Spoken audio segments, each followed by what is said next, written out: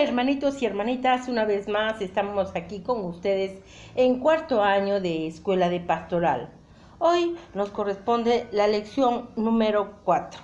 Antes de dar inicio a nuestra lectura, te invito a que te suscribas al canal y que me regales una manita arriba. Sobre todo, comparte este tema con algunos hermanitos nuestros. El tema de hoy, los laicos y sus ministerios. Entre los servicios de la Iglesia, los laicos tienen funciones propias. Continúa de la lección 3, el Christi Fideles y a Isi. La comunión eclesial es, por lo tanto, un gran don del Espíritu Santo que los felices laicos están llamados a acoger con gratitud y al mismo tiempo a vivir con profundo sentido de responsabilidad. El modo concreto de actuar es a través de la participación en la vida y misión de la Iglesia, a cuyo servicio con fieles laicos contribuyen con sus diversas complementarias funciones y carismas. En el fiel laico no puede jamás cerrarse sobre sí mismo, aislándose espiritualmente de la comunidad, sino que debe de vivir en un continuo intercambio con los demás, con un vivo sentido de fraternidad, en el gozo de una igualdad, dignidad, en el empeño por hacer fructificar junto con los demás el inmenso tesoro recibido en herencia. El Espíritu del Señor le confiere, como también a los demás, múltiples carismas. Le invita a tomar parte en diferentes misterios y encargos.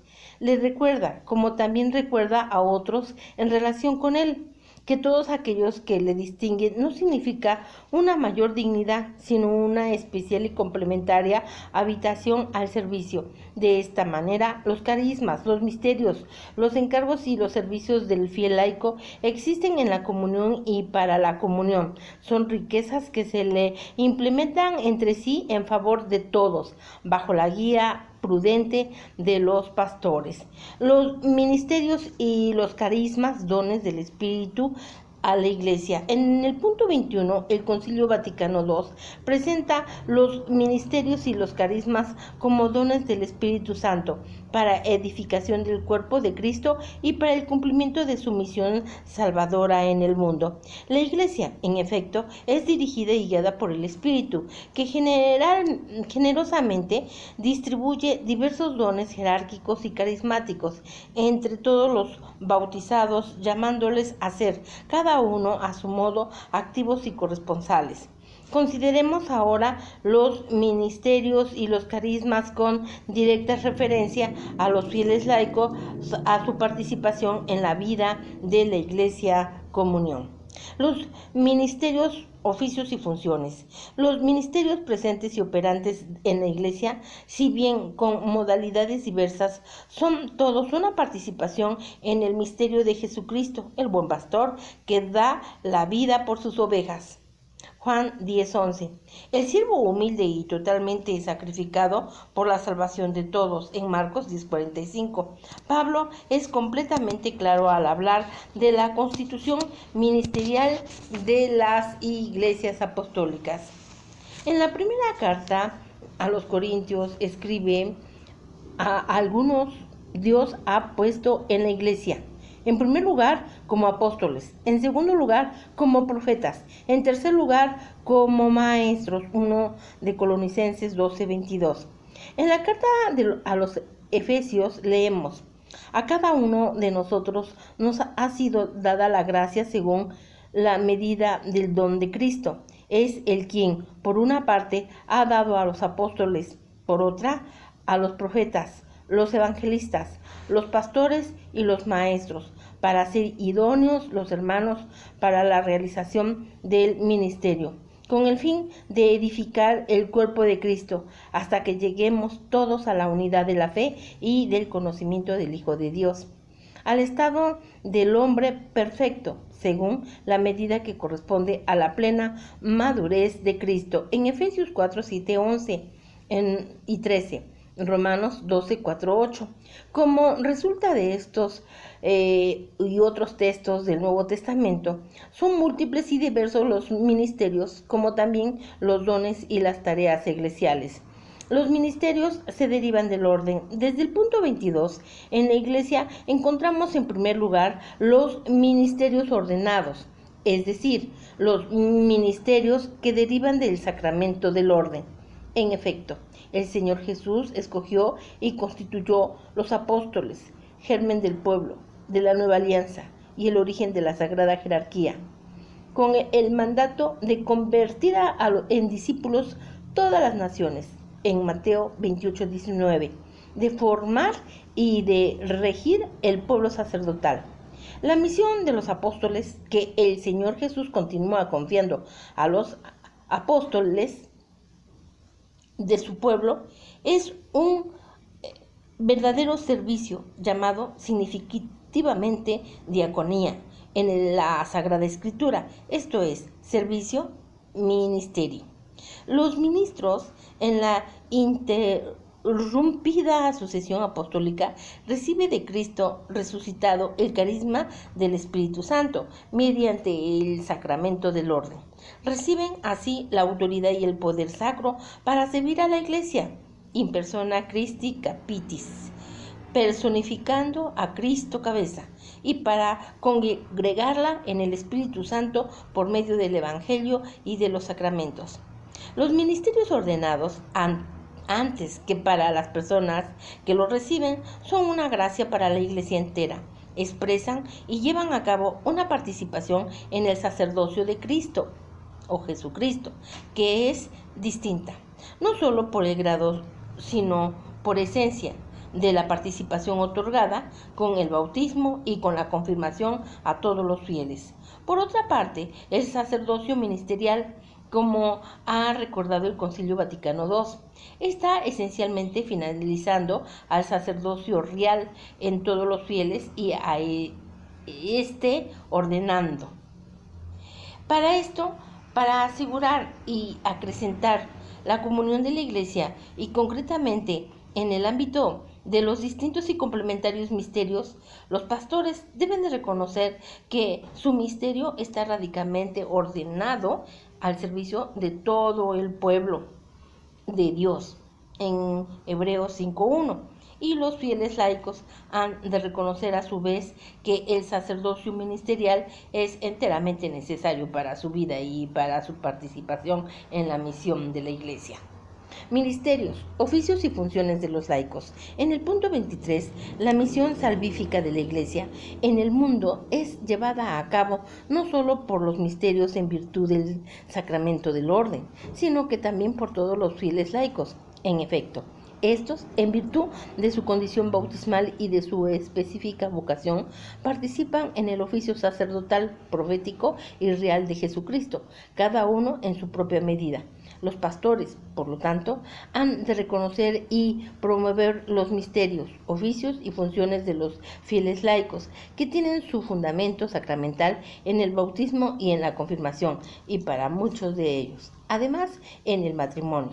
Después, cuando la necesidad o la utilidad de la Iglesia lo exija, los pastores, según las normas establecidas por el derecho universal, pueden confiar a los fieles laicos algunas tareas que, si bien están conectadas a su propio ministerio de los pastores, no exigen, sin embargo, el carácter del orden.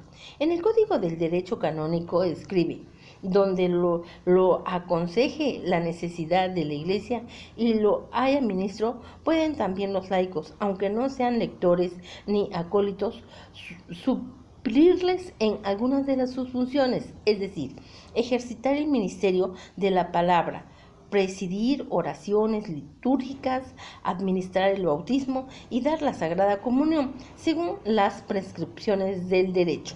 Sin embargo, el ejercicio de estas tareas no hace del fiel laico un pastor. En realidad, no es la tarea de lo que constituye el misterio, sino la orden sacramental. Solo el sacramento del orden atribuye al misterio ordenado una peculiar participación en el oficio de Cristo y cabeza y pastor en su sacerdocio eterno. La tarea realizada en calidad de suplente tiene su legitimación formal e inmediatamente en el cargo oficial hecho por los pastores y depende en su concreto ejercicio de la dirección de la autoridad eclesiástica. La reciente Asamblea Sinodal ha trazado un amplio y significativo panorama de la situación eclesial acerca de los misterios, los oficios y las funciones de los bautizados. Los padres han apreciado vivamente la aportación apostólica de los fieles laicos, hombres y mujeres, en favor de la evangelización, de la santificación y de la animación cristiana de las realidades temporales, como también su generosa disponibilidad a la suplencia en situaciones de emergencia y de necesidad crónica. Como consecuencia de la renovación litúrgica promovida por el Concilio, los mismos fieles laicos han tomado una más viva conciencia de las tareas que le corresponden en la asamblea litúrgica y en su preparación y se han manifestado ampliamente dispuestos a desempeñarla. En efecto, la celebración litúrgica es una acción sacra no solo del clero, sino de todas las asambleas. Por lo tanto, es natural que las tareas no propias de los miembros ordenados sean desempeñadas por los fieles laicos. Después ha sido espontáneo el paso de una efectiva implicación de los fieles laicos en la acción litúrgica a aquellas en el anuncio de la palabra de Dios y en la cura pastoral. En la misma asamblea sinodal no han faltado, sin embargo, junto a los positivos, otros juicios críticos sobre el uso indiscriminado del término ministerio, la confusión y tal vez la igualación entre el sacerdocio común y el sacerdocio ministerial, la escasa observancia de ciertas leyes y normas eclesiásticas, la interpretación arbitraria de conceptos de suplencia, la tendencia de la clericalización de los fieles laicos y el riesgo de creer, de hecho, una estructura eclesial de servicio paralela a la fundada en el sacramento del orden. Precisamente para superar estos peligros, los padres sinodales han insistido en la necesidad de que se expresen con claridad, sirviéndose también de una terminología más precisa, tanto la unidad de misión de la Iglesia en la que participan todos los bautizados, como la sustancial diversidad del misterio de los pastores, que tienen su raíz en el sacramento del orden, respecto a los otros ministerios, oficios y funciones eclesiales, que tienen su raíz en los sacramentos del bautismo y de la confirmación. Es necesario, pues, en primer lugar, que los pastores, al reconocer y conferir a los fieles laicos los varios ministerios, oficios y funciones, pongan al máximo cuidado en instruirles acerca de la raíz bautismal de esas tareas. Es necesario también que los pastores estén vigilantes para que eviten un fácil y abusivo recurso a presuntas situaciones de emergencias o de necesarias suplencias, allí donde no se dan objetivamente o donde es posible remediarlo con una programación pastoral más racional. Los diversos misterios, oficios y funciones que los fieles laicos pueden desempeñar legítimamente en la liturgia, en la transformación de la fe y en las estructuras pastorales de la Iglesia, deberán ser ejercidos en conformidad con su específica vocación laical, distinta de aquellas de los sagrados misterios. De este sentido, la exhortación Evangelii Mundiadi, que tanta y tan beneficiosa parte ha tenido en el estimular la diversificada colaboración de los fieles laicos en la vida y en la misión evangelizadora de la Iglesia, recuerda que el campo propio de su actividad evangelizadora es el dilatado y complejo mundo de la política, de la realidad social, de la economía, así como también de la cultura, de las ciencias y de las artes, de la vida internacional, de los órganos de comunicación social y también de otras realidades particularmente abiertas a la evangelización, como el amor, la familia, la educación de los niños y de los adolescentes, el trabajo profesional, el sufrimiento. Cuanto más laicos hayan compenetrado con el espíritu evangélico, responsables de estas realidades y explícitamente comprometidos en ella, competentes en su promoción y conscientes de tener que desarrollar toda su capacidad cristiana, a menudo ocultada y sofocada, tanto más se encontrarán estas realidades al servicio del reino de Dios y por tanto de la salvación en Jesucristo, sin perder ni sacrificar nada de su coeficiente humano, sino manifestando una dimensión trascendente, a menudo desconocida. Durante los trabajos del sínodo, los padres han prestado no poca atención al lectorado y al acolitado. Mientras en el pasado existían en la Iglesia latina solo como etapas espirituales del itinerario hacia los ministerios ordenados con el motus propio de Pablo VI, Ministeria Queadam, el 15 de agosto de 1972, han recibido una autonomía y estabilidad propia, como también una posible destinación a los mismos fieles laicos, si bien solo a los varones. En ese mismo sentido, se ha expresado el nuevo Código de Derecho Canónico. Los padres sinodales han manifestado ahora el deseo de que el motu propio, Ministeria Quedain, sea revisado, teniendo en cuenta el uso de la iglesia locales e indicando, sobre todo, los criterios según los cuales han de ser elegidos los destinatarios de cada ministerio. A tal fin, ha sido constituida expresamente una comisión, no solo para responder a este deseo manifestando por los padres sinodales, sino también y sobre todo para estudiar la profundidad de diversos problemas teológicos, litúrgicos, jurídicos y pastorales, surgidos a partir del gran florecimiento actual de los misterios confiados a los fieles laicos. Para que la praxis eclesial de esos ministerios confiados a los fieles laicos resulte ordenada y fructuosa, en tanto la comisión concluye su estudio, deberán ser fielmente respetados por todas las iglesias particulares los principios teológicos arriba recordados, en particular la diferencia esencial entre el sacerdocio ministerial y el sacerdocio común, y por consiguiente, la diferencia entre los misterios derivantes del orden y los misterios que derivan de los sacramentos del bautismo y de la confirmación. Los carismas. En el punto 24, el Espíritu Santo no solo confía diversos ministerios a la Iglesia comunión, sino que también la enriquece con otros dones e impulsos particulares llamados carismas. Estos pueden asumir las más diversas formas, sea en cuanto a expresiones de la absoluta libertad del Espíritu que los dona, sea como respuesta a las múltiples exigencias de la historia de la Iglesia.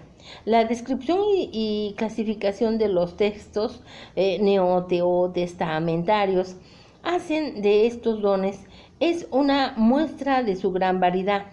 A cada cual se le otorga la manifestación del Espíritu para la utilidad común, porque a uno le es dada por el Espíritu la palabra de sabiduría, a otros palabra de ciencia por medio del Espíritu, del mismo Espíritu, a otros fe, en sí mismo Espíritu, a otros carismas de curaciones, en el único Espíritu, a otro poder de milagro, a otro el don de profecía, a otro el don de discernir los espíritus, a otro diversidad de lenguas, a otro y finalmente el don de interpretarlas en Colosenses 12, 7, 10 y en Colosenses 12, 4, 6, 28, 31, Romanos 12, 6, 8 y una de Pedro 4, 10, 11.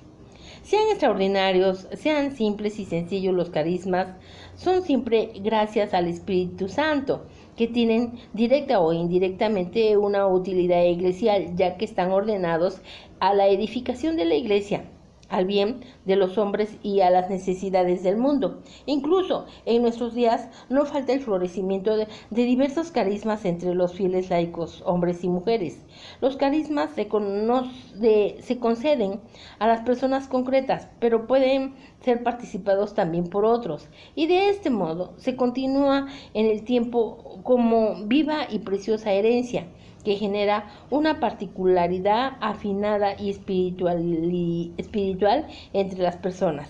Refiriéndose precisamente al apostolado de los laicos, el Concilio Vaticano II recibe para el ejercicio de este apostolado el Espíritu Santo, que obra la santificación del pueblo de Dios por medio del ministerio y de los sacramentos. Otorga también a los fieles dones particulares, en una de Corintios 12:7, distribuyendo a cada uno según quiere, en una de Colonicenses 12:11, para que, poniendo cada uno la gracia recibida al servicio de los demás, contribuyan también ellos como buenas dispensadores de la multiforme gracia recibida de Dios, 1 de Pedro 4:10, a la edificación de todo el cuerpo en la caridad, en Efesios 4:16.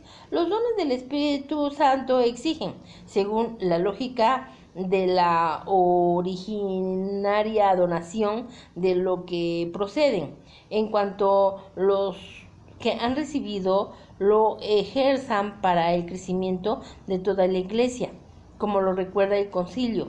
Los carismas han de ser acogidos con gratitud, tanto por parte de quienes lo reciben como por parte de los de la iglesia. Son, en efecto, una singular riqueza de gracia para la vitalidad apostólica y para la santidad en entero cuerpo de Cristo, con tal que sean dones que verdaderamente provengan del Espíritu y sean ejercidos en plena conformidad con los auténticos impulsos del Espíritu. En este sentido, siempre es necesario el discernimiento de los carismas. En realidad, como han dicho los padres sinodales, la acción del Espíritu Santo que sopla donde quiere no siempre es fácil de reconocer y de acoger. Sabemos que Dios actúa en todos los fieles cristianos y somos conscientes de los beneficios que provienen de los carismas, tanto para los individuos como para toda la comunidad cristiana. Sin embargo, somos también conscientes de la potencia del pecado y de sus esfuerzos tendientes a turbar y confundir la vida de los fieles y de la comunidad. Por lo tanto, ningún carisma dispensa de la relación y sumisión de los pastores de la iglesia. El concilio dice claramente: el juicio sobre la autenticidad de los carismas y sobre su ordenado ejercicio pertenece a aquellos que presiden de la iglesia, a quienes especialmente corresponde no exigir el espíritu, sino examinando todo y retener lo que es bueno. En el libro, con el fin de que todos los carismas cooperen en su diversidad y complementariedad al bien común. La participación de los fieles laicos en la vida de la Iglesia. En el punto 25, los fieles laicos participan en la vida de la Iglesia, no solo llevando a cabo sus funciones y ejercitando sus carismas, sino también de otros muchos modos.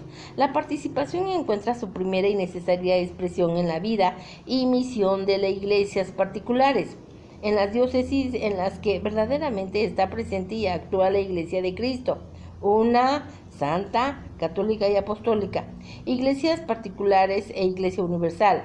Para poder participar adecuadamente en la vida eclesial, es del todo urgente que los fieles laicos posean una visión clara y precisa de la iglesia particular en su relación originaria con la Iglesia Universal. La Iglesia particular no nace a partir de una especie de fragmentación de la Iglesia Universal, ni la Iglesia Universal se constituye con la simple agregación de las iglesias particulares, sino que hay un vínculo vivo, esencial y constante de las que une entre sí, en cuanto que la Iglesia Universal existe y manifiesta en las iglesias particulares.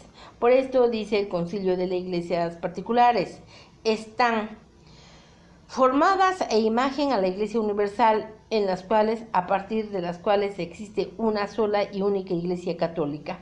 El mismo concilio anima a los fieles laicos para que vivan activamente su pertenencia a la Iglesia particular, asumiendo al mismo tiempo una amplitud de miras cada vez más católica.